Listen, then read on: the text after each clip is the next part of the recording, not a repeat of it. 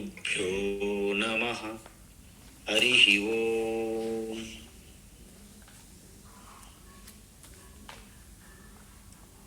ముందుగా అందరికీ స్వాగతం, సుస్వాగతం. భగవద్గీత 2 అధ్యాయములు మనం పూర్తి చేసి 3వ అధ్యాయం అయినటువంటి కర్మయోగంలోకి ప్రవేశిస్తున్నాం.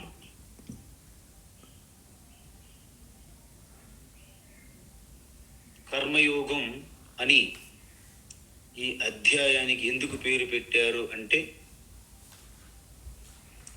సాధారణంగా మనము సహజ సిద్ధంగానే కర్మలు చేస్తూ ఉంటారు, నేనే కర్తను అనే భావంతో. ఆ కర్మలోకి భక్తి అనే ఒక భక్తిని చొప్పిస్తే దాన్ని కర్మయోగము అవుతుంది. అదే మనం చెప్పి ఉన్నాం ఇప్పటి వరకే.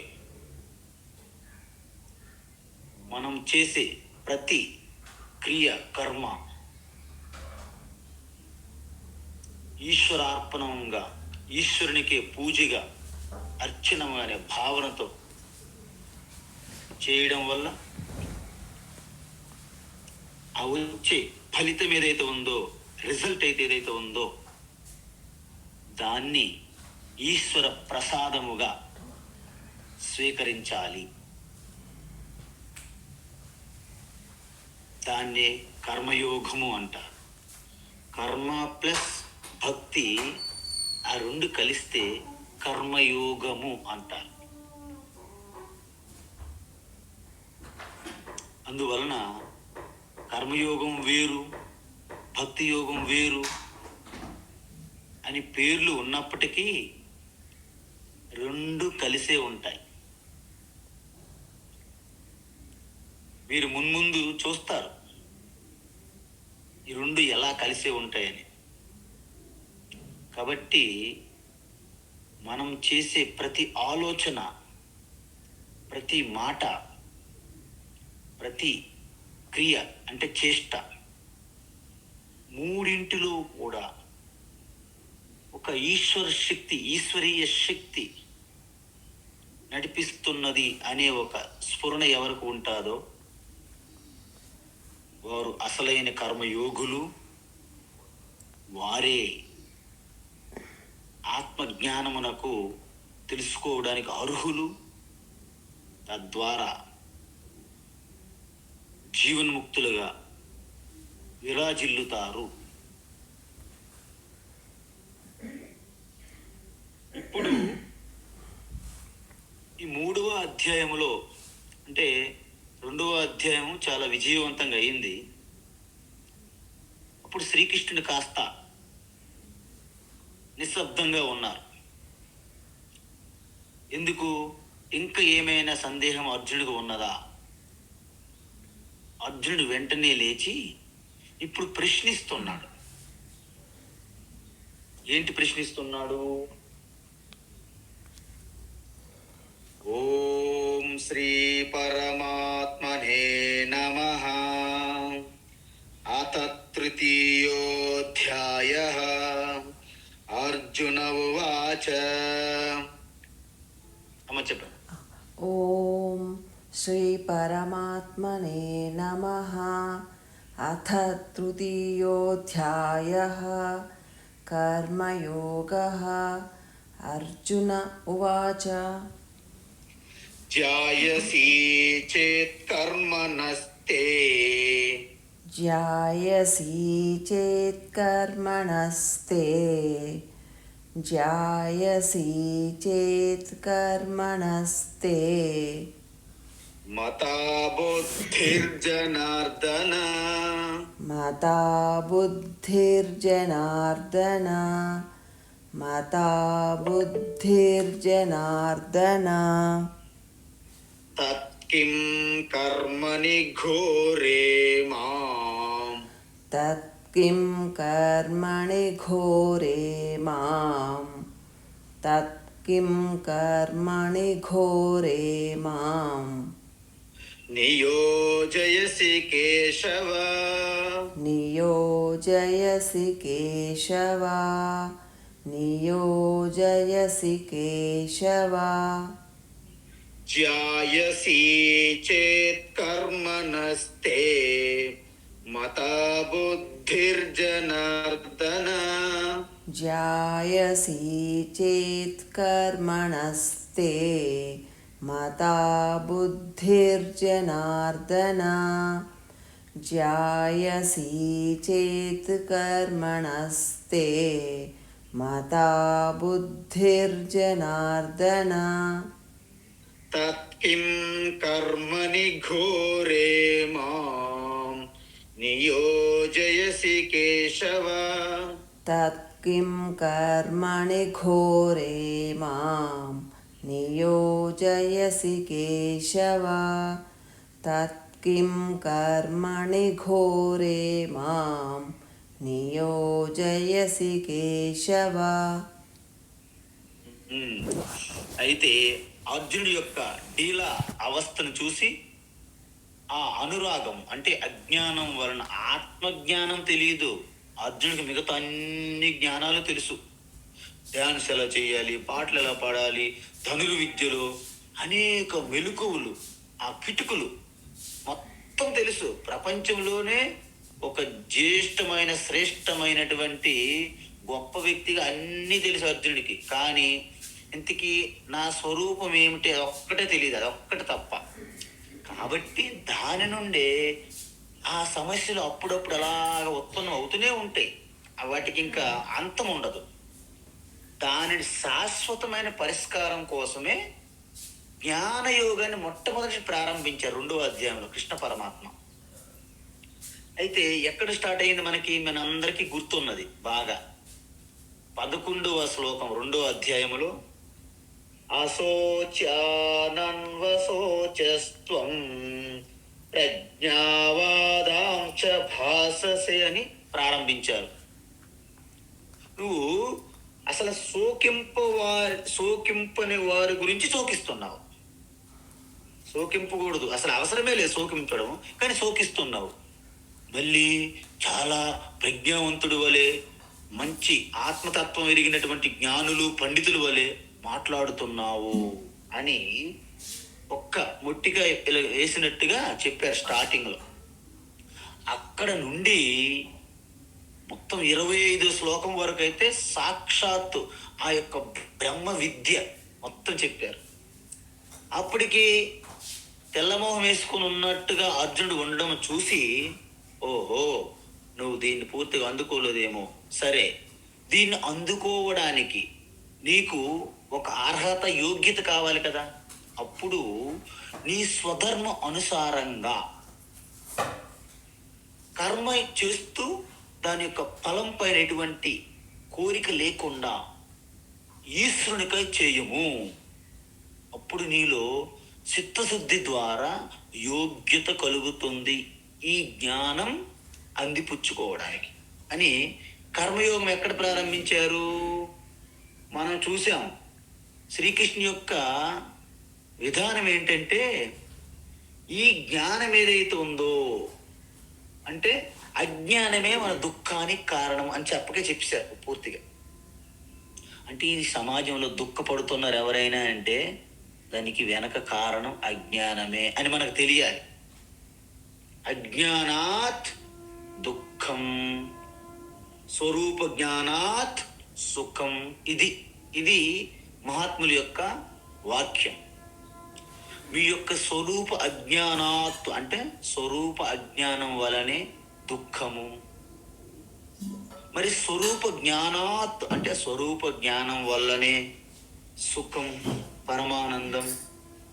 దీన్ని బట్టి మనకేమైంది, మన దుఃఖాల కారణం ఏమిటి, అజ్ఞానము. మరి మన ఆనందానికి కారణం ఏమిటి, జ్ఞానము. చాలా స్పష్టంగా చెప్పారు. చెప్పి లాస్ట్లో ఏం చెప్పారు, ఏషా భ్రామే స్థితి పార్థ నైనాం ప్రాప్త ప్రాప్య విముహ్యతి. చూసారా, స్థితప్రజ్ఞ లక్షణాలు. ఒక్క స్థితప్రజ్ఞ గురించి అడిగాడు అర్జునుడు. పాపం 18 శ్లోకాలు ఎలాబరేట్గా చెప్పాడు. స్థితప్రజ్ఞుడు అంత గొప్పవాడు, స్థితప్రజ్ఞుడు ఇంత గొప్పవాడని ఆయన యొక్క స్థితి, ఆయన ఆనంద స్థితి, శాంత స్థితి అన్ని చెప్పాడు. దీన్ని బట్టి అర్జునుడికి ఒక సందేహం వచ్చింది. ఏమిటి వచ్చింది?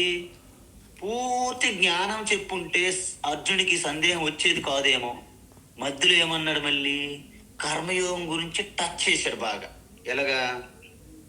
కర్మణ్యేవాధికారస్తే మా ఫలేషు కదాచన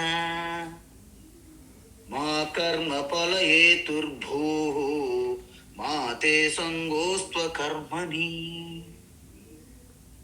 యోగస్థః కురు కర్మాణి సంగం త్యక్త్వా ధనంజయ సిద్ధ్యో సమో భూత్వా సమత్వం యోగ ఉచ్యతే. ఎప్పుడైతే జ్ఞానం యొక్క గొప్పతనం చెప్పి మధ్యలో కర్మయోగం కూడా టచ్ చేశారు భగవాన్. టచ్ చేసి మళ్ళీ స్థితప్రజ్ఞుడు మళ్ళీ యొక్క ఆ జ్ఞాన స్థితి, జ్ఞాని యొక్క స్థితి గురించి చెప్పడం జరిగింది. అర్జునుడికి ఏమైందంటే డౌటు. ఇంతకీ చాలా స్పష్టంగా చెప్తుండే అర్జునుడికి. ఏమని? యోగస్థః అంటే యోగస్థః స్థిత్వ కర్మాని కురు అంటే బుద్ధి మనస్సు సమత్వంతో ఉంటూ ఎటువంటి చంచలత్వం లేకుండా, ఏ విధంగా చలించకుండా ఆ విధంగా ఈశ్వరార్పణగా కర్మలు చెయ్యి అని చెప్పారు.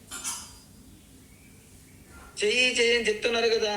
కానీ అర్జునుడు కూడాను 13 ఏళ్ల పాటు ఎప్పుడు యుద్ధం వస్తుందా చేస్తానా, ఎప్పుడు యుద్ధం వస్తుందా చేస్తానా అని కాలు చేతులు ఆయనకి అసలు ఉండట్లేదు అనమాట. నస ఎప్పుడు యుద్ధం వస్తుందా, కౌరవులందరినీ అంతమొందిస్తాం అని. కానీ అప్పటికప్పటికి వాళ్ళందరినీ చూసేసరికి మోహంలో పడిపోయారు. రాగములో పడిపోయి శోకము నుండి మోహం. కాబట్టి ఈ విషయం అంతా శ్రీకృష్ణుడు తెలుసు. ఈయన స్వాభావికంగా ఇప్పుడు నేను యుద్ధము చేయను అనటం లేదు. అప్పటికప్పుడు తాత్కాలికమైన పరిస్థితులు చూసి నేను యుద్ధం చెయ్యను, నా స్వధర్మం నేను పాటించను అంటున్నాడు. అందువల్ల ఇప్పుడు కృష్ణ జ్ఞానమే గొప్పది అని చెప్పావు కదా. అలాంటప్పుడు ఈ ధనుర్బాణం విడిచిపెట్టి ఎక్కడో ఆశ్రమానికో ఏదో గురుకులానికి వెళ్ళి ఏదో మహాత్ముల దగ్గర సేవ చేసుకుంటూ ఈ శ్రవణం మనం నిధిధ్యాసం చేసుకుంటాను కదా, నన్నెందుకు మళ్ళీ యుద్ధంలో ఇరికిస్తున్నావు కృష్ణ అనే ప్రశ్న అర్జునుడికి. వాస్తవానికి శ్రీకృష్ణుడు బాగానే చెప్పారు. కానీ ఎలా చెప్పారు? చూడు నాయన, ఇప్పుడు ఇక్కడ ఒకటి 1000 రూపాయల నోటు ఉన్నది. ఏ నోటు ఉన్నది? 1000 రూపాయలు ఇప్పుడు చెల్లట్లేదు. 500 రూపాయల నోటు ఉన్నది. 500 రూపాయల నోటు ఉన్నది. ఇదిగో ఇక్కడ 200 రూపాయల నోటు ఉన్నది. 200 రూపాయల నోటు ఉన్నది. 200 రూపాయల నోటు కంటే 500 రూపాయల నోటు విలువైనది. ఓకే, కాబట్టి నువ్వు 200 రూపాయల నోటు తీసుకో అన్నట్లు ఉందన్నమాట అర్జునుడికి. అర్జునుడికి ఏం చెప్పారు శ్రీకృష్ణ? ఆత్మజ్ఞానం, నీ స్వరూపములు, నువ్వు ఎవరు, నేను అని మనం ఇప్పుడు ధ్యానం చేశాం కదా. ఆ నేనులోనే సర్వం కలిసిపోతాయి. మరి దేవుడు స్వామీజీ, దేవుడు కూడా నేనుగానే ఉంది. అన్ని ప్రాణుల్లో సర్వాంతర్యామిగా నేనుగా ఉంటుంది. కాబట్టి ఆ నేను స్వరూప జ్ఞానముతో సర్వం సిద్ధిస్తుంది అని చెప్పాడు మొదట. తరువాత దానికి సిద్ధంగా లేకుంటే కర్మయోగం ద్వారా దాన్ని పొందాలి అని కూడా చెప్పారు భగవాన్. కానీ అర్జునుడికి ఈ 2 సమానమైనవి, 2 మార్గములు అనుకుని మరి దీన్ని ఎందుకు నేను చెయ్యాలి కర్మని? అది తక్కువ విలువ కదా. మరి గొప్పదైనటువంటి జ్ఞానం గొప్పది కదా, దాన్ని నేను చేసుకుంటాను డైరెక్ట్గా అన్నట్లే అనమాట. ఇప్పుడు అర్జునుడి కన్ఫ్యూజన్ ఏంటి మీకు అర్థమై ఉంటుంది మెల్లమెల్లగా. పెద్దలు ఏమంటారు, ఏ నాన్న ముందు చేతులు కడుక్కో, చేతులు కడుక్కొని రా అంటారు. అంటే చేతులు కడుక్కోవాలా, అన్నం తినాలా అని ఎవరైనా అంటారా? చేతులు కడుక్కోవాలా, అన్నం తినాలా అన్నట్లుగా ఉంది అర్జునుడి యొక్క డౌట్. అంటే ఏంటి? సపోజ్ చేతులు కడుక్కోవాలా, అన్నం తినాలి, అన్నం చేతులు కడుక్కో అన్నం అనుకోండి, వాడు అన్నం తినకంటే వెళ్ళిపోతే మరి ఆకలి తీరుతుందా? ఓకే. అన్నం తిను అన్నం అనుకోండి, మొత్తం బురద మట్టితో ఉన్నటువంటి చేతులతో తింటే ఏమైనా బాగుంటుందా? దీన్ని బట్టి మనకి ఏమర్థమైనది? కర్మయోగము జ్ఞానయోగము రెండు వేరు వేరు కాదు. ముందు వచ్చినది కర్మయోగము, తద్వారా జ్ఞానయోగంలో ప్రవేశించాలి. అంటే అర్జునుడి ప్రశ్న ఎలా ఉందంటే, నేను హై స్కూల్లో చదవాలా, ఇంటర్మీడియట్ చదవాలా అన్నట్లుగా ఉంది. హై స్కూల్ చదవాలి, ఇంటర్మీడియట్ చదవాలి ఏంటండి? అలా ఎక్కడైనా ఉంటుందా? ముందు హై స్కూల్ చదవాలి, తర్వాత ఇంటర్మీడియట్కి వెళ్ళాలి. శ్రీకృష్ణ స్పష్టంగా చెప్పారు ఈ విషయం. కానీ అర్జునుడు ఏమంటాడు, నేను హై స్కూల్లో చదవాలా, ఇంటర్మీడియట్లో కాలేజీలో చదవాలా? అలా కుదరదు కదా. హై స్కూల్ చదవకుండా కాలేజీలు చదవలేవు కదా. కాలేజీలకు అసలు వెళ్లకుండా హై స్కూల్లో అలా ఉండిపోతే నీకు పూర్తి ప్రయోజనం ఉండదు కదా. అందువలన కర్మయోగము ముందు చేసి దాంట్లో నిష్ఠ సాధిస్తే జ్ఞానయోగంలోకి ప్రవేశిస్తావు, దాంట్లో జ్ఞానం తెలుసుకుంటావు, దాంట్లో నిష్ఠతో స్థితప్రజ్ఞుడిగా జీవిస్తావు. ఇది స్పష్టత. శ్రీకృష్ణుడికి స్పష్టత ఉన్నది. కానీ అర్జునుడు ఏమంటున్నాడు? సగం సగం. అందుకే మనందరం కూడా అర్జునుడి పరిస్థితి మనది. మన గురువులు, ప్రవచనకారులు మీ యొక్క భక్తి గురించి చాలా బాగా చెప్తారు. రామాయణము, మహాభారతం, పురాణాలు చెప్తే నిజంగా అద్భుతం అది. కానీ అంత హై స్కూలే కదా. అక్కడి నుంచి మనం బయటపడట్లేదు. జీవితాంతం హై స్కూల్ లెవెల్లోనే ఉంటున్నాం మనం. కాబట్టి అప్పుడు కూడా మనకు పూర్తి ప్రయోజనము, మానవ యొక్క జన్మ ప్రయోజనము సిద్ధించదు. అయితే అర్జునుడు ఏమంటున్నాడంటే, ఈ జ్ఞానయోగము చెప్పావు, కర్మయోగం చెప్పావు, ఈ రెండు మార్గాల్లాగా ఉన్నాయి, దాంట్లో జ్ఞానయోగం గొప్పదని చెప్తున్నావు కృష్ణ. కాబట్టి జ్ఞానయోగం గొప్పదని చెప్పి నన్ను కర్మయోగం ఎందుకు చేయమంటున్నావు అంటున్నాడు అర్జునుడు.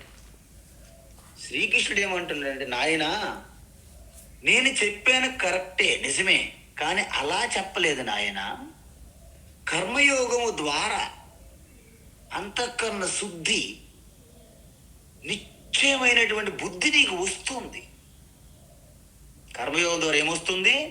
అంతఃకరణ హృదయ పవిత్రత, అంతఃకరణ శుద్ధి, వివేకవంతమైన బుద్ధి నీకు సమకూరుతుంది. తద్వారా ఆత్మజ్ఞానం వంట పడుతుంది. అందువలన ఇప్పుడు విషయం ఏమిటంటే, కర్మయోగం నేను ఎవరినూ చెయ్యను అని అంటారు మన వాళ్ళు. కర్మయోగము ఎవరైతే చెయ్యరో వారికి జ్ఞానయోగం అసాధ్యం. అంటే భక్తి మాకు వద్దండి, కర్మయోగం వద్దండి, డైరెక్ట్ జ్ఞానం, డైరెక్ట్ జ్ఞానం. ఈ డైరెక్ట్ జ్ఞానం ఉండదు ఎక్కడ.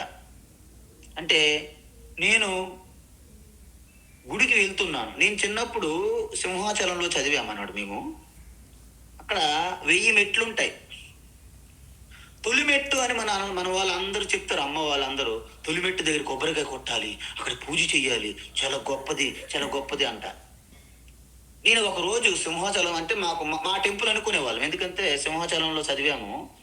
సింహాచలం టెంపుల్ పక్కన స్కూల్ మాది. మా టెంపుల్ అంటాం మేము పిల్లలందరం, సింహాచలం అంటే మా టెంపులే కదా అని.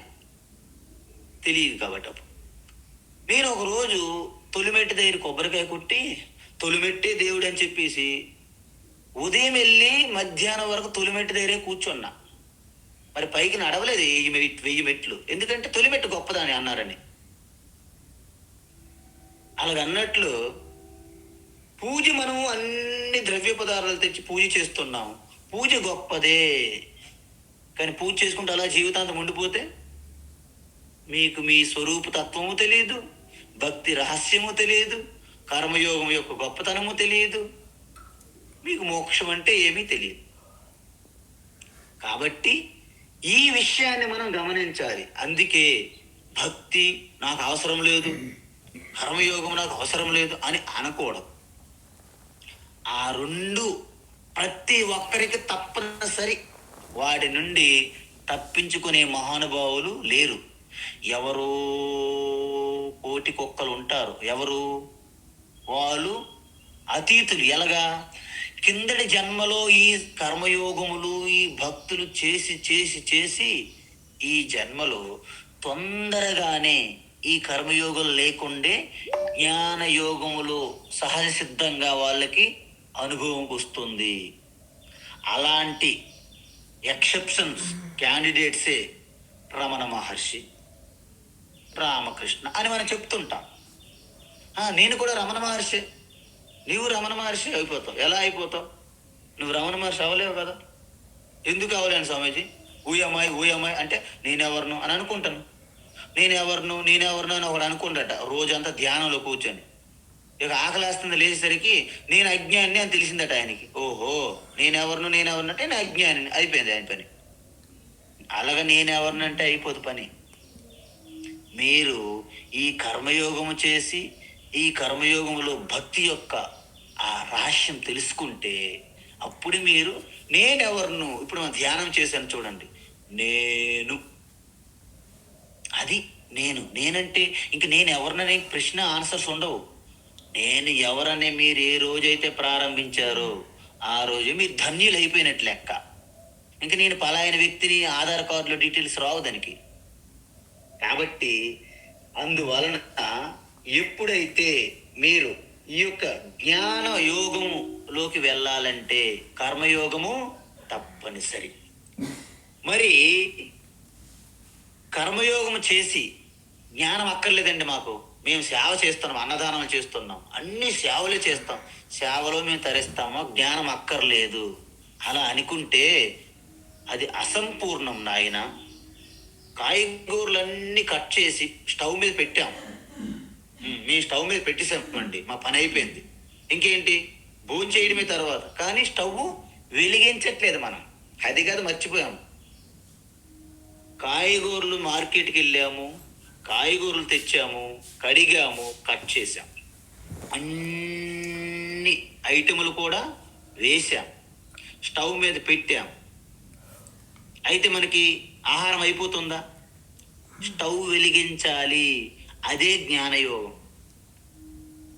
కాబట్టి జ్ఞానయోగము లేని కర్మయోగము అసంపూర్ణం. మీరు రాసుకోండి, పెన్ను పేపర్ తీసుకొని రాసుకోవాలి. ఎలాట్లు కర్మయోగము లేకుండా జ్ఞానయోగము అసాధ్యం.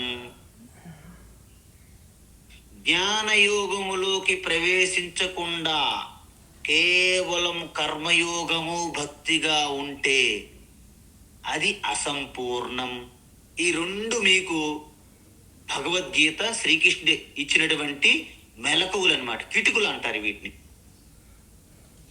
అయితే మనము 52వ శ్లోకం చూసాం 2వ అధ్యాయంలో. ఏంటి? యదా తే మోహ కలిలం బుద్ధిర్వ్యతితరిష్యతి తదా గంతాసి నిర్వేదం శ్రోతవ్యస్య శ్రుతస్య చ. అలాగా మీరు భక్తితో పారవశములో ఉంటూ చేస్తున్న కర్మయోగము ద్వారా మీ లోపల ఉన్న మోహ కలిలము అంటే మోహముతో కూడి ఉన్న ఊబి మొత్తము దాటిపోతారు. అప్పుడు మీకు ఏ కొత్త విషయాలు వినాలనే ఆశ ఉండదు.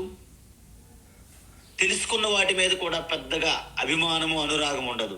అంటే మీకు వివేక బుద్ధితో కూడిన వైరాగ్యం సిద్ధిస్తుంది, సంపూర్ణ వైరాగ్యం.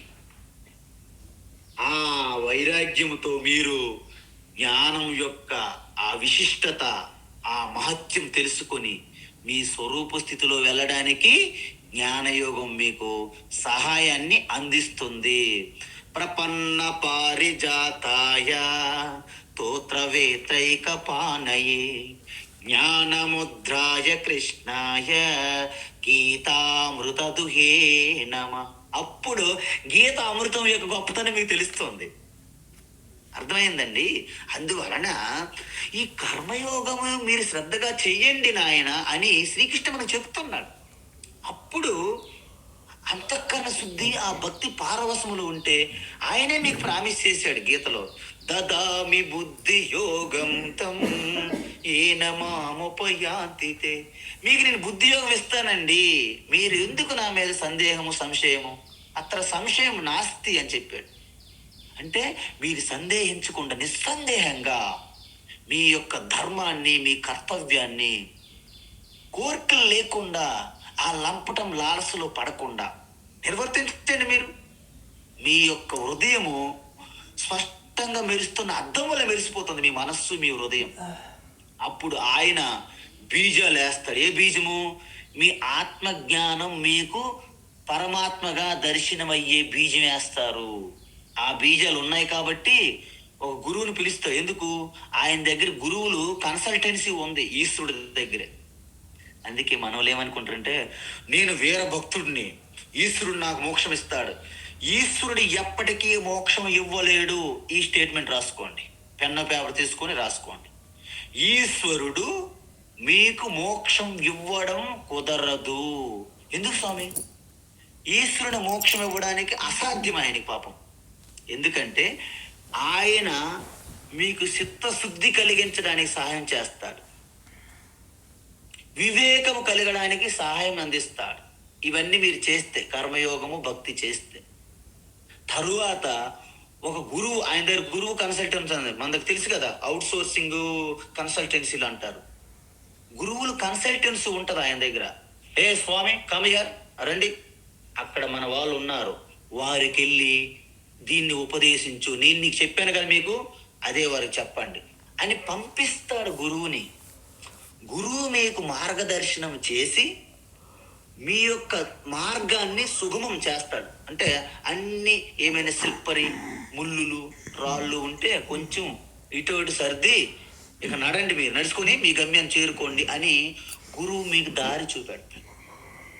అంటే గురువు ఏం చేస్తాడు? చీకట్లో ప్రయాణిస్తున్న మీకు ఒక టార్చ్ లైట్ ఇస్తాడండి గురువు, అంతే, అంతకుమించి ఏం చేయడు. టార్చ్ లైట్ అయితే ఉంది కానీ గురువు గారు మేము నడవలేము, అయితే ఏం చేయాలి? మీ మీద కూర్చుంటా మమ్మల్ని మోసుకొని వెళ్తారా? గురువు ఎప్పుడూ మోసుకొని వెళ్ళడు మిమ్మల్ని అక్కడే పడేస్తాడు, మీరు నడవండి అంటాడు. కాబట్టి ఈ విషయం స్పష్టం చేశాడు శ్రీకృష్ణ. ఆయనకి ఎటువంటి మొహమాటం ఉండదు కాబట్టి. అందువలన కర్మయోగము చెయ్యి, చిత్తశుద్ధి ముందు పొందండి. తర్వాత జ్ఞానయోగం చేసి ఆత్మస్వరూపం పొంది మోక్షం పొందడం. ఇది ఆయన యొక్క ప్లాన్. అద్భుతమైన యోగేశ్వరుడు కృష్ణ కాబట్టి ఇంత స్పష్టంగా చెప్పారు మనకి. ఇంత చెప్పినప్పటికీ అర్జునుడికి చూడండి ఆ సందేహము, కర్మ గొప్పదా జ్ఞానం గొప్పదా? నువ్వు జ్ఞానం గొప్పదని చెప్పావు కదా కృష్ణ, మరి కర్మను నన్నెందుకు చేయమంటున్నావయ్యా అని అంటున్నాడు. అయితే ఇక్కడ ఒక విషయం, ఏంట విషయం అంటే, ఓ జనార్దన అని అన్నారు. అంటే ఏంటి? అర్జునుడికి కూడా మంచి తెలివితేటలు ఉంటాయి. ఎప్పుడు ఏ పేరు పెట్టాలి కృష్ణకి అర్జునుడికి తెలుసు.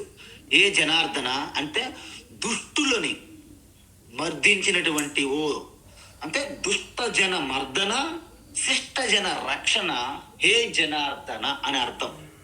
కాబట్టి నువ్వు దుష్టులను శిక్షించే ఓ జనార్దన. మళ్ళీ కేశవ అని కూడా అన్నారు. కేశవ అంటే అనేక అర్థములు ఉన్నాయి మనకి. క అంటే బ్రహ్మ, ఈశ అంటే రుద్ర, వ అంటే విష్ణు. ఇది పురాణాల్లో చెప్తారు. కానీ కేశిని అనే ఒక రాక్షసుని కూడా ఆయన చంపాడండి. కాబట్టి కేశవ అని అనేక విధములు చెప్పినప్పటికీ కేశవ అంటే పరమాత్మ అని అర్థం. కేశవ అంటే ఏంటి? పరమాత్మ. ఓ కేశవ జనార్దన, కర్మణః బుద్ధి జాయసి. ఇక్కడ బుద్ధి అంటే మన మామూలు అనుకున్న బుద్ధి కాదు, జ్ఞానము, ఆత్మ జ్ఞానము అని అర్థం. కర్మణ అంటే కర్మ కంటే బుద్ధి అంటే ఆత్మ జ్ఞానము జాయసి చాలా గొప్పది అని ఎవరంటారు? నేను అనలేదు, తే మత, నువ్వే చెప్పావే బాబు, నీవే చెప్తున్నావు కదా. ఇప్పుడు నువ్వే చెప్పావు 2 అధ్యాయములు, అంటే కర్మయోగము కంటే జ్ఞానయోగం గొప్పదని చెప్పావా లేదా? అలా చెప్పలేదు శ్రీకృష్ణ, అలా అర్థం చేసుకున్నాడు ఈయన పాపం పెద్ద ఆయన అర్జునుడు. ఏం చెప్పాడు ఆయన? ముందు కర్మయోగం చెయ్యి, తర్వాత జ్ఞానయోగం చెయ్యి. హై స్కూల్ ఎడ్యుకేషన్ గొప్పదా, ఇంటర్మీడియట్ ఎడ్యుకేషన్ గొప్పదా అండి? ఇదేం పద్ధతి అండి అడగడం? వంట వండడం గొప్పదా, తినడం గొప్పదా? ఇలా ఎక్కడైనా ఉంటుందా? వంట వండాలి ఫస్ట్, తర్వాత తినాలి. ఎలిమెంటరీ స్కూల్ చదవాలి, తర్వాత హై స్కూల్ డిగ్రీకి వెళ్ళాలి. కర్మయోగం చెయ్యాలి, తర్వాత జ్ఞానయోగం తెలుసుకుంటావు. ఇలాగ చెప్పాడు కృష్ణ. కానీ నేను ఉల్టా, మనందరం ఉల్టా కదా అప్పుడప్పుడు. ఈ ఉల్టా అంటే ఏంటి? విపరీత విరుద్ధం అర్థం చేసుకోవడం. అర్జునుడు ఏమంటాడు? కర్మయోగము జ్ఞానయోగం 2 ఉన్నాయి కదా, జ్ఞానయోగం గొప్పదని అనుకుంటే నన్ను కర్మ ఎందుకు చేయమంటున్నావు మళ్ళీ? ఇది ప్రశ్న అర్జునుడిది. ఏమంటున్నాడు? ఒకవేళ కర్మయోగము కంటే జ్ఞానయోగం గొప్పది అని నీ యొక్క అభిప్రాయం అయితే కృష్ణ, తత్ ఓ కేశవ, అదే నిజమైతే నన్ను ఘోరే కర్మని, అంటే ఈ భయంకరమైనటువంటి కురుక్షేత్ర యుద్ధ రంగములో ఘోరమైన కర్మలో కిం నియోజేసి, నన్నెందుకు పురుగొల్పుతున్నావు, నన్నెందుకు రెచ్చగొడుతున్నావు, నన్నెందుకు ప్రేరేపిస్తున్నావయ్యా కృష్ణయ్య? అది అర్థం. సో దీన్ని బట్టి మనకి ఏమర్థమైంది? వాస్తవానికి కృష్ణ పరమాత్మ చాలా స్పష్టంగా చెప్పినప్పటికీ అర్జునుడికి ఈ విధంగా అర్థమైందన్నమాట. చూసారా నాయనలారా, ఎంత దారుణంగా అర్జునుడు అర్థం చేసుకొని శ్రీకృష్ణు పైనే నిందలు మోపుతున్నాడు ఆయన. కాబట్టి ఇప్పుడు నిజంగా అర్జునుడి మీద శ్రీకృష్ణుడు ఏమనాలి? అర్జున, నీకు బుద్ధి బుర్ర ఉన్నదా? కౌంతే అంటే కుంతి పుత్రుడిగా పుట్టినటువంటి నీకు బుద్ధి లేదా? ఇంత చెప్తే మళ్ళీ అడుగుతావా? ఎందుకు చెప్పాలి, నేనేం చెప్పాను అని కోపపడలే.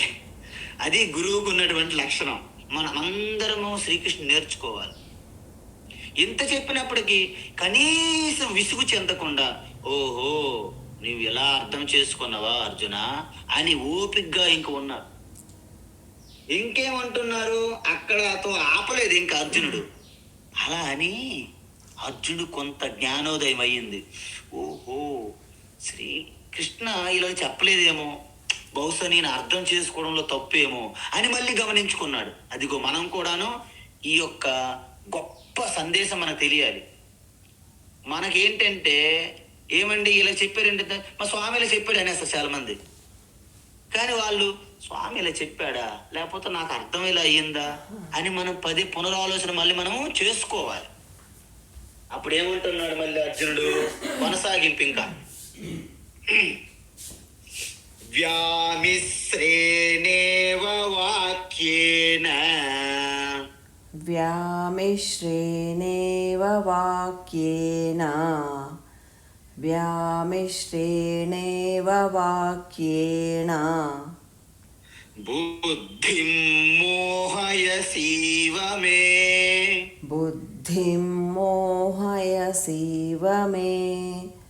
బుద్ధిం మోహయసీవ మే తదేకం వద నిశ్చిత్య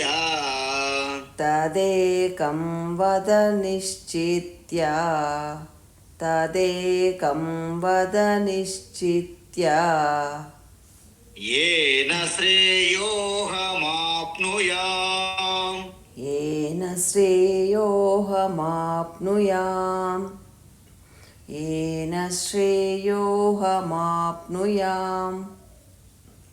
వ్యామిశ్రేణేవ వాక్యేన బుద్ధిం మోహయసీవ మే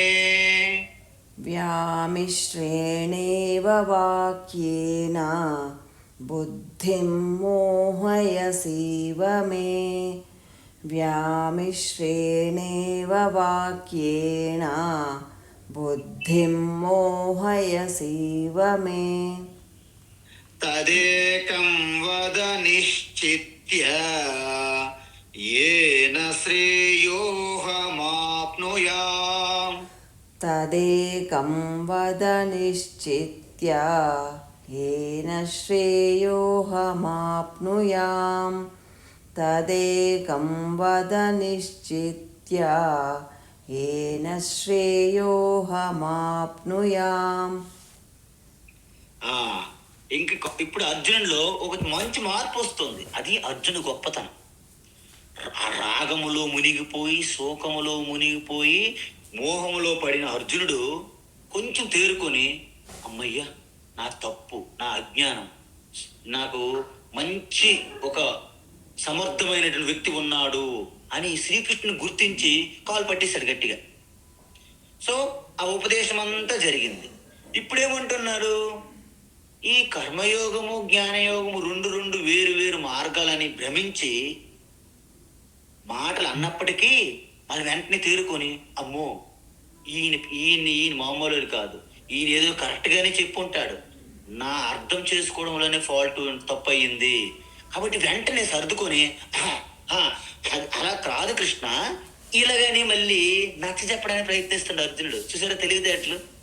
లేదు నువ్వు ఇలాగ చెప్పావు అని మొండి కూర్చున్నాం అనుకోండి, శ్రీకృష్ణుడు కూడా ఇంక నీకు చెప్పడం ఎందుకు, సర్లే అలాగే తీసుకో అని వదిలేసేవాడు. అప్పుడు మనకు భగవద్గీత మొత్తం ఉండేది కదా, అక్కడే ఆగిపోయేవాళ్ళం పాపం. కానీ అర్జునుడు నోరు సవరించుకొని ఏమంటున్నాడు, వ్యామిశ్రేణ ఇవ. కృష్ణ బహుశా నువ్వు కరెక్ట్గా చెప్పుంటావు, కానీ ఇవంతా కలగా పులకలుగా మిక్సింగ్ అయిపోయి, కన్ఫ్యూజన్ అయిపోయి, అవి ఇవి కలిపి చెప్పడం వల్ల నాకేమీ అర్థం కావడం లేదు. నువ్వేమో కర్మయోగం చేయమన్నావు, జ్ఞానయోగం చేయమన్నావు, జ్ఞానయోగంలో వచ్చిన తర్వాత స్థితప్రజ్ఞుడు ఇలా ఉంటాడని పొగిడావు, ఇవన్నీ జరిగాయి. కానీ ఇవన్నీ కలిపిన తర్వాత ఏమైందంటే నాకు మిక్సింగ్ అయిపోయినాయి, మిశ్రం అంటే ఈ కర్మయోగము జ్ఞానయోగం అంతా మిక్సింగ్ అయిపోయినట్లు అనిపిస్తుంది. అవలేదు, ఈయనకి అనిపిస్తుంది, ఈయన బాధ అది, అర్జునుడు బాధ అది, ఈయనకి అనిపిస్తుంది, అలా అవలేదు. కానీ అయితే ఏంటి, నీ వాక్యముల ద్వారా, ఎందుకు యోగస్థాకురు కర్మ అని, యోగస్థములు ఉంటూ కర్మలని చెయ్యి. నజాయతే నమ్రియతే, అసలు నువ్వు పుట్టలేదు, నువ్వు చనిపోలేదు, నువ్వు చనిపోవు, ఆత్మ పుట్టుక లేదు, మరణము లేదు. ఇలాగ అంటాను, ప్రజహాతి యదా కామాన్ సర్వాన్ పార్థ మనోగతాన్ ఆత్మన్యేవ ఆత్మన తుష్ట స్థిత ప్రజ్ఞ ఉచ్యతే అని చెప్తున్నాడు. ఒక పక్క యోగస్థములు ఉంటూ కర్మ చెయ్యి, కర్మని అధికారం కర్మ ఫలం మీద నీకు లేదు అన్నాడు. ఇవన్నీ రెండు చూసి అర్జునుడు కన్ఫ్యూజ్. బుద్ధి మోహయసీమే, ఏ కృష్ణ నీవే స్వయంగా నన్ను మోహంలో నెట్టుతున్నట్టు ఉంది మళ్ళీ అని అంటున్నాడు. ఎందుకు, అందువలన నువ్వు నిజంగా నాకు మోహంలో నెట్టుతున్నావా లేదా అనేది ప్రాధాన్యం కాదు, ఈ రెండు మిక్స్ అయిపోయి చెప్పావా లేదా అంత ప్రాధాన్యం కాదు. కానీ ఒకటి మాత్రం కృష్ణ, నిశ్చయంగా, చాలా నిశ్చయంగా ఆలోచించి ఒక్కటి చెప్పాయా బాబు, ఈ రెండు చెప్పకు. అది ఓబీటీకే ఏబీటీకే అంటారు మాకు ఈ ఉత్తర భారతదేశంలో. ఒకటి ఒక గురువు వచ్చి చెప్తారు, అది కూడా ఓకే. ఇంకో గురువు వచ్చి ఇంకోటి చెప్తాడు, ఇది ఓకే. ఓబీటీకే ఏబీటీకే అంటే ఏంటి, నా ఘర్కి నా ఘాటుకి అంటే రెండింటి మధ్య కన్ఫ్యూజన్ అన్నమాట. రెండింటికి చెడ్డ రేవడి అంటారు మన వాళ్ళు తెలుగులో. కాబట్టి ఈ కన్ఫ్యూజన్ ఉండకంట నిశ్చయంగా స్పష్టంగా ఒక్కటి చెప్పు నాకు, ఏంటది,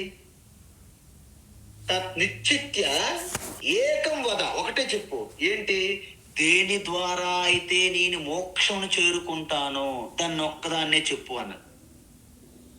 చూసారా ఎంత స్పష్టంగా అడిగారు. అందువలన నువ్వు కర్మయోగము జ్ఞానయోగము ఈ రెండు చెప్పడం వల్ల నాకు కన్ఫ్యూజన్ అవుతుంది. ఈ రెండు పక్కన పెట్టి బాగా నిశ్చయంగా ఆలోచించి ఏదైతే నాకు మోక్షం, నాకు శ్రేయస్ కలిగిస్తుందో దాన్ని ఒక్కదాన్నే చెప్పు కృష్ణ. ఈ రెండు విధాలుగా చెప్పి నన్ను కన్ఫ్యూజ్ చేయగయా అంటున్నాడు. అయితే అందువలన మనకేంటి, ప్రతి ఒక్కరికి కూడాను బుద్ధి అనే ఒక ఫ్యాకల్టీ మనకున్నది. అందుకే ఆ బుద్ధిని వాడాలి. మనం జనరల్గా ఇది వాడడానికి ఇష్టం లేదు. మనమేంటి, ఉదయం లేచినప్పటి నుంచి యాంత్రికంగా మనం మన డ్యూటీలు చేసుకుంటూ పోతూ ఉంటాం. బుద్ధిని వాడడం అప్పుడప్పుడు తీస్తుంటాం బయటికి, మనం యొక్క కబోర్డులను తీస్తున్నట్టు తుడుచుకొని, దుమ్ము తుడిచి అప్పుడు బుద్ధి వాడుతుంటాం. ఆఫీసులో పనిచేసే వాళ్ళు అంతే, రోజు సేమ్ డ్యూటీ, పెద్ద ఆలోచించే పని లేదు మనకి. కాబట్టి బుద్ధితో ఆలోచించడంలో ఫాల్టే ఈ ప్రాబ్లం అర్జునుడికి. శంకరాచార్య వివేక చూడమని అనే ఒక గ్రంథం రాశారు. అంటే కేవలము మీ వివేక జ్ఞానం యొక్క గొప్పతనం గురించి తెలుసుకోవడానికే వివేక చూడమని. అది మీకు ఒక చూడమని లాంటి వివేకం. అందువలన చాలా మంది ఏమంటారంటే, ప్రతి ఒక్క విషయం ఎవరో ఒకటి చెప్పాలి, చెయ్యాలి అంటే చేస్తే తప్ప వాళ్ళకి సాటిస్ఫాక్షన్ ఉండదు. కానీ బుద్ధి పెట్టి ఆలోచించడం చేత కాదు, వెరీ డిఫికల్ట్. అందువలన శ్రీకృష్ణుడు కూడా ఏదో కన్సల్టెంట్ లాగా చెప్పడానికి ఇష్టం లేదు. ఆయన పూర్తి ఒక ఉత్తమ గురువు కాబట్టి రెండింటిని పరిశీలించి నీ యొక్క స్థితి ఏంటి, నీ స్వభావం ఏంటి, నీకు ఏది సూట్ అవుతుంది అని ఆలోచించి చెప్పారు ఆయన. ఓహో, ముందు నీ ఆత్మస్వరూప తత్వజ్ఞానం చెప్పాను, నువ్వు దాన్ని పూర్తిగా అందుకోలేకపోతున్నావు, అయితే నువ్వు పనికిరావు పో అని అనలేదు కృష్ణ. ఈయన్ని ఎలాగైనా సరే పనిలో పెట్టాలి. ఎలా? కర్మయోగం చెయ్యి, నీ యొక్క స్వధర్మం అనుసరించి నీ డ్యూటీ. అర్జునుడు అక్కడ యుద్ధక్షేత్రంలో ఉన్నాడు కాబట్టి యుద్ధం ఆయన డ్యూటీ. అందులో క్షత్రియుడు తప్పించుకొని వీలు లేదు. సాధారణ వ్యక్తులు, వేరే వర్ణ వ్యవస్థలో ఉన్న వ్యక్తులందరూ వారి డ్యూటీలు వాళ్ళు చేయాలి. ఇక్కడ అర్జున డ్యూటీ ఏంటి? ధర్మాన్ని రక్షించాలి, మంచి వాళ్ళని, శిష్టులని, శిష్టాచారం కలవారిని రక్షించాలి.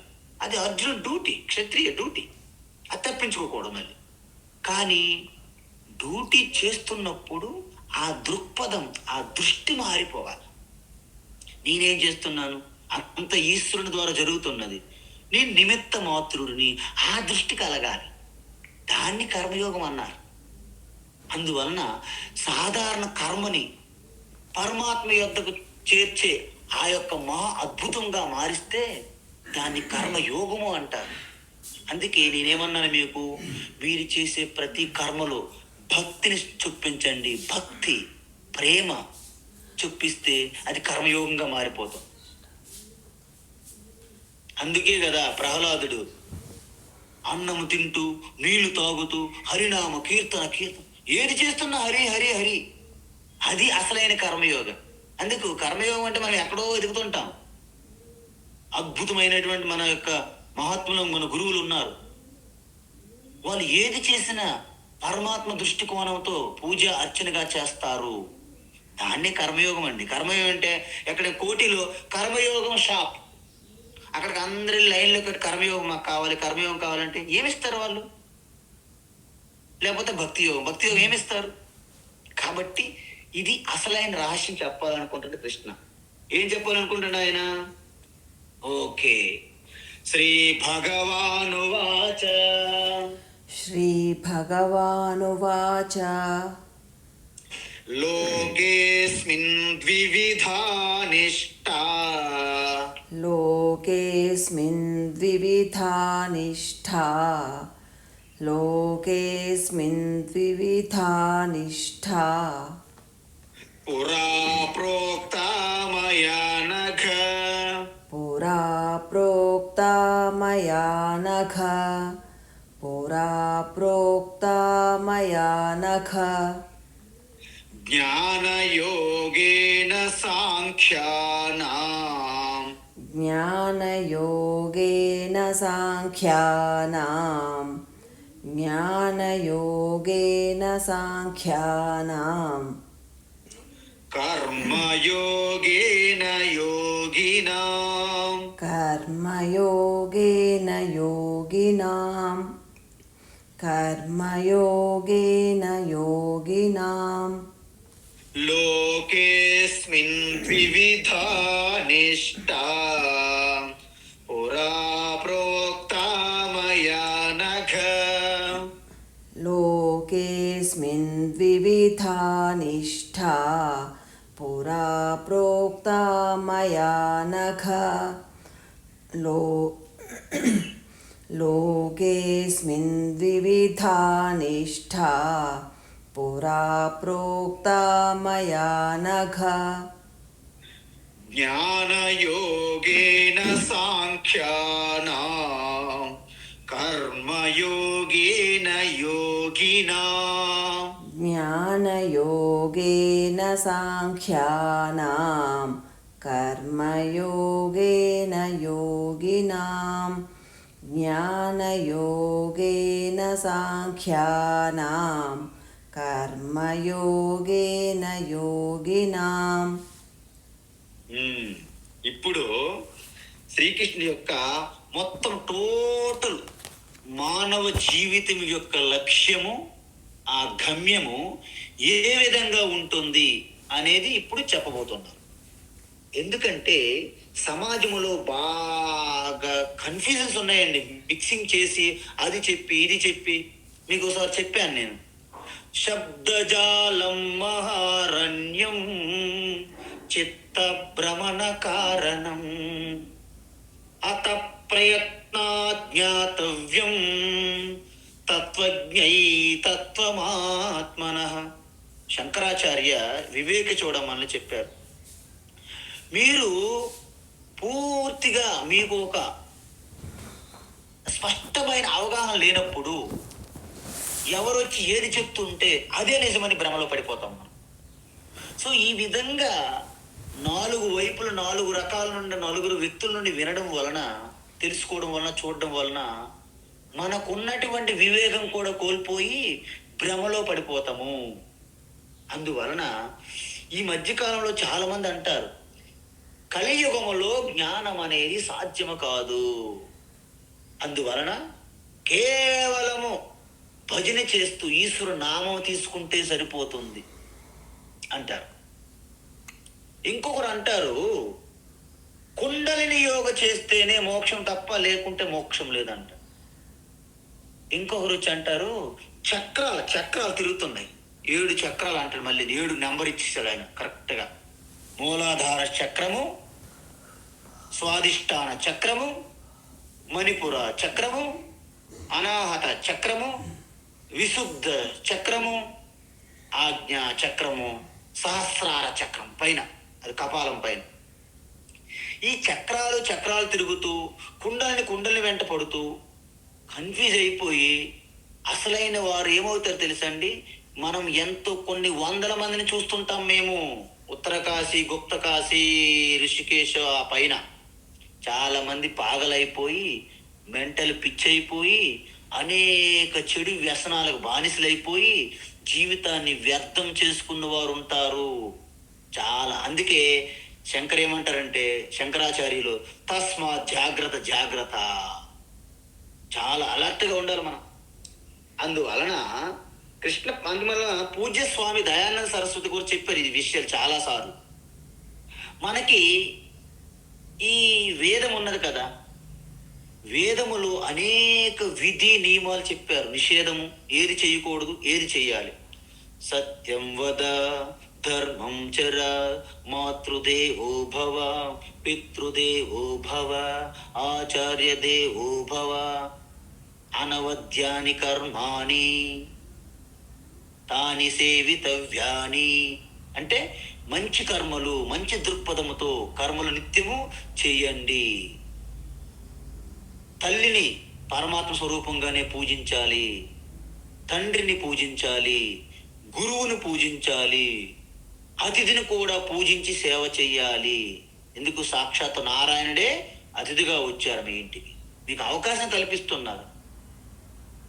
ఈవెన్ బిచ్చుగాడు వచ్చినా మనం చాలా గర్వపడాలి. నాయన, ఏ నారాయణ, మాకెంత అవకాశం ఇచ్చావు, నీకు ఏదైనా ఒకటి దానం చేసేందుకు ఆ అవకాశం కల్పిస్తున్నాడు పాపం బిచ్చగాడు. మనం ఏమనుకుంటాము, ఆయన గొప్ప, ఆయనకి ఏదో మేలు జరుగుతుందని మనము అలాగ చిందర వందర కోపంతో ఒకసారి కొన్ని పడేస్తుంటాం ఆయనకి. దానివల్ల మీకు ఏం ప్రయోజనం ఉండదు. ప్రేమతో మీరు ఏమి ఇచ్చినా అది సాక్షాత్ నారాయణుడికే మీరు ఇచ్చినట్లు. సో ఈ విధంగా పూజ్య స్వామి దయానంద గారు ఏమంటారంటే, ఏదైనా ఒక విలువ, ఒక ఉపదేశం చెప్పామంటే చెప్పినంత మాత్రం పని అయిపోలేదు. ఏంటి సత్యం వద అంటే అయిపోయిందా? ఏమీ అవదు. అంటే ఏం చేయాలి? ఒక విలువ ఎప్పుడైతే విలువ అవుతుందంటే ఆ విలువ యొక్క విలువని మనం గుర్తించినప్పుడు, అంటే ఏంటి, ఒక విలువకి అంటే సత్యం వద అనే ఒక విలువకి మీరు ఆ విలువని దాన్ని గుర్తించాలి. అంటే మనం నిత్యము సత్యమునే పలుకోవలెను అనే నిష్టలో మనం ఉన్నప్పుడే ఆ విలువకి విలువ వస్తుంది. చూసారా? అంటే ఒక విలువ యొక్క విలువ, మీరు ఆ విలువకి విలువ ఇచ్చినప్పుడే ఆ విలువ ఒక గొప్ప విలువగా మారుతుంది. ఎంత కన్ఫ్యూజన్ ఉందా? పర్వాలేదు. A value is a value only when the value of the value valued by you.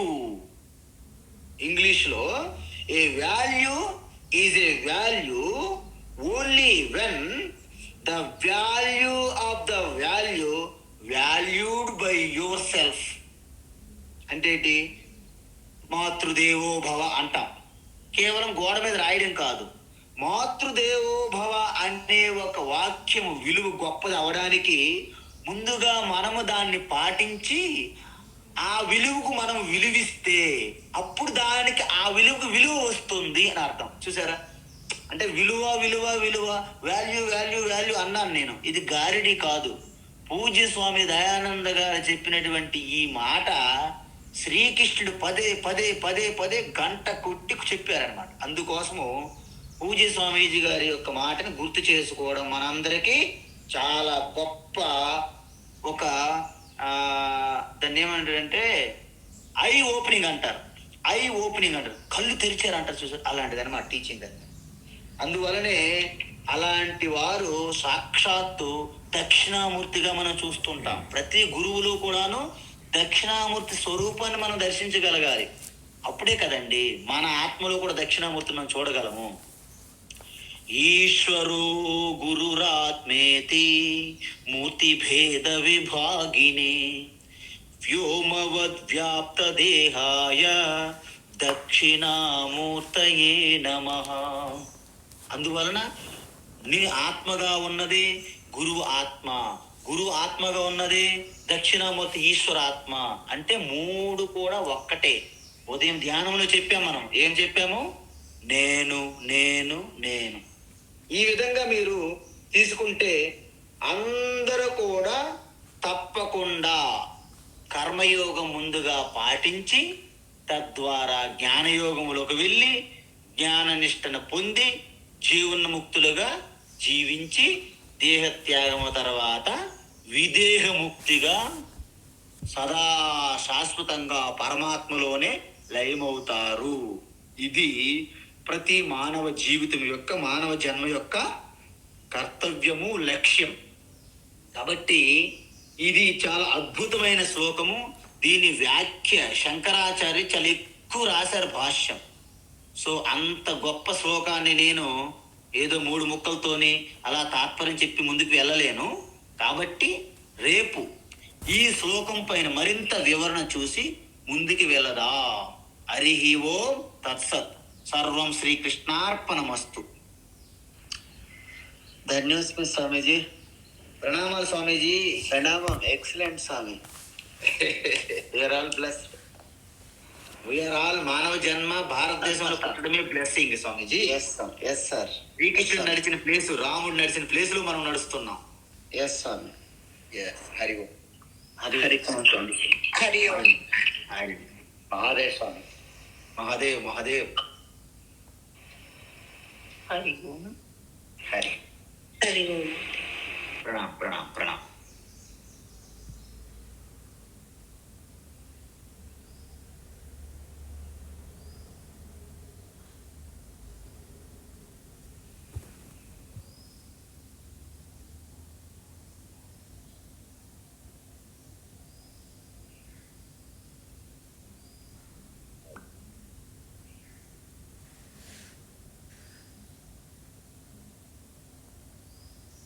Om